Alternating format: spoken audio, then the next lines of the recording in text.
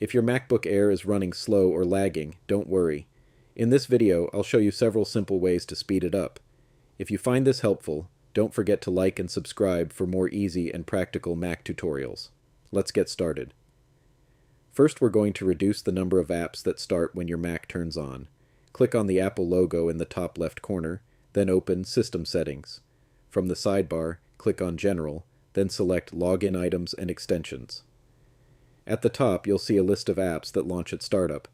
If you see apps you don't need, select them and click the minus icon to remove them. This can significantly improve your Mac's performance. Next, scroll down to Allow in the background. These are apps running constantly in the background. If you find apps you don't use, simply toggle them off. You may be asked to enter your password to confirm. Now, let's make sure your Mac is up to date. Go back to General, then click on Software Update. If there's an update available, install it. Updates often include performance improvements and bug fixes. Next, let's check your storage. Still under General, click on Storage. If your storage is almost full, this can slow down your Mac a lot.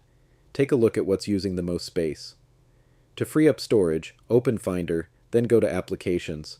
If you see apps you no longer need, drag them to the trash. Then, don't forget to empty the trash to actually free up space. Now, here's one more important step. Open Spotlight Search by pressing Command plus space, then type Disk Utility and open it. Select your main drive on the left, then click on First Aid. Click Run to scan and repair any disk errors. This can help fix hidden issues that may be slowing down your Mac. Finally, restart your Mac to apply all the changes. And that's it.